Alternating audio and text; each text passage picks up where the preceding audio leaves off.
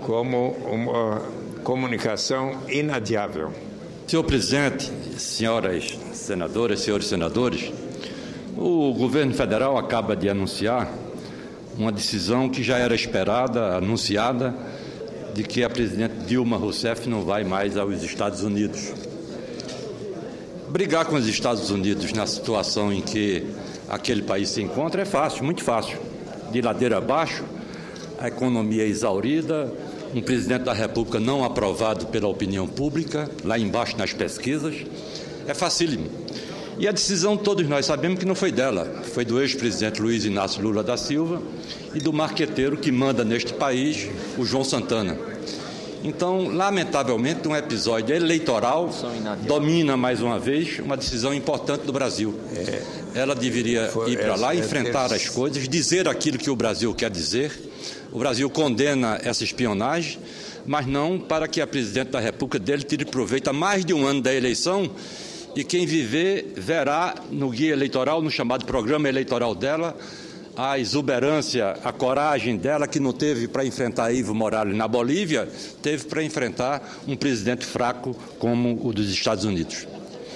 Mas, senhor presidente, os olhos do Brasil estarão fixados nesta quinta-feira, 18 de setembro de 2013, no pleno do Supremo Tribunal Federal, quando o ministro Celso de Mello anunciará a sua posição sobre a validade dos embargos infringentes para os réus do chamado escândalo do Mensalão.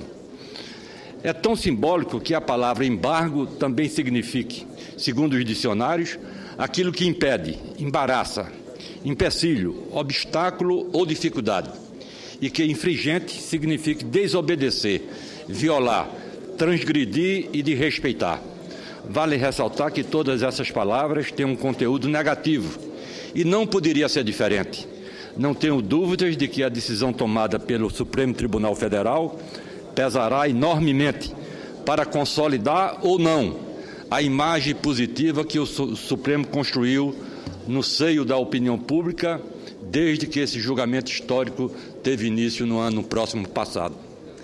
Pela primeira vez, senhor presidente, o povo teve a perspectiva de que até os poderosos podem ser condenados e privados da liberdade por causa dos crimes que cometeram. Qual brasileiro vai compreender que essa reviravolta em torno da condenação dos mensaleiros decorre do simples fato de que 2 novos ministros tomaram assento na Suprema Corte? Para a maioria dos brasileiros, o crime não pode continuar compensando. A impunidade não pode prevalecer, mas a verdade nua e crua é que, caso sejam acatados os embargos infringentes, ficará evidente que os condenados já têm maioria no Supremo para reduzir suas penas no novo julgamento. Algum brasileiro indignado com as injustiças vai compreender esse desfecho impensável há até bem pouco tempo? Essa reviravolta no Supremo Tribunal Federal será equivalente à votação da Câmara dos Deputados, que no dia 28 de agosto, próximo passado, negou a cassação do deputado federal Nathan Donadon. Será uma vergonha nacional, um constrangimento, uma decepção sem tamanho.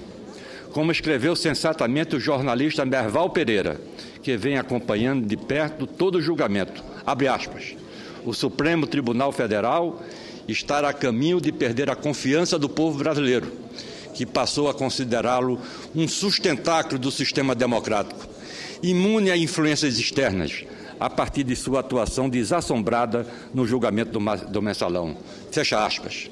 Da mesma forma, senhor presidente, senhoras senadoras, senhores senadores, da mesma forma que se levantam dúvidas quanto ao correto funcionamento do Congresso Nacional, esmagado pelo autoritarismo do Poder Executivo, será passível de se levantar, neste momento, questionamento do que diz respeito à Suprema Corte do país. Prefiro que o Supremo sofra a influência externa das ruas do que a influência externa dos gabinetes do Palácio do Planalto e das salas da sede do Partido dos Trabalhadores.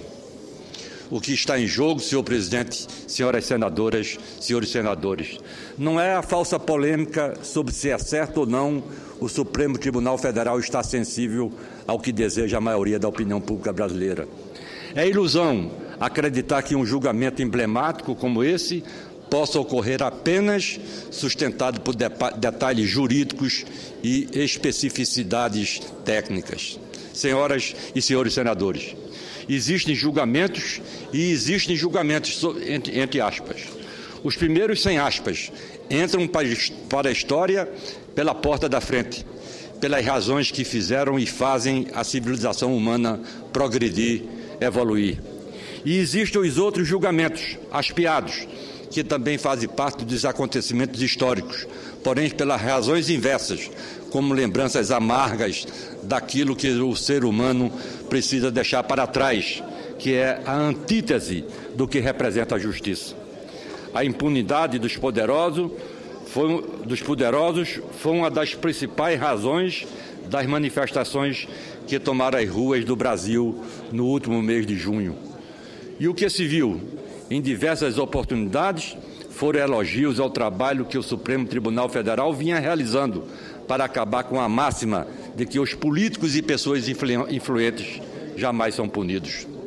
Todos sabemos, senhor presidente, que o ministro Celso de Mello já se pronunciou anteriormente a favor dos embargos infringentes, mas ainda mantenho a esperança de que ele, homem sensato e experiente que é, tenha em mente de que os poderes da República não são olímpicos institucionais, nos quais deuses arrogantes fazem o que bem entendem, sem levar em conta as expectativas da sociedade. Era o registro, senhor presidente, que tinha a fazer e torcer fortemente para que amanhã o país não se envergonhe da Suprema Corte.